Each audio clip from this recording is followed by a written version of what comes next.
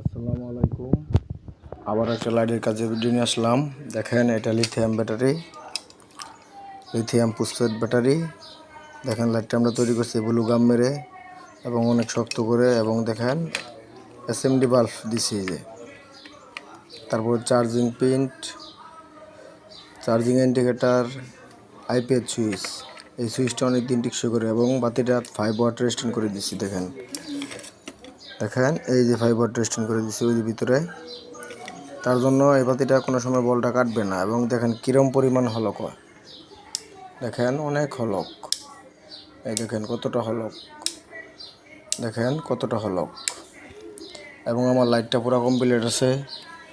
আমি এখন চার্জিংটা চেক করতেছি। দেখেন আমার এক হাত দিয়ে কাজ করতেছি, কারণ আমি পুরোপুরিভাবে ভিডিওটা করতে পারতেছি না,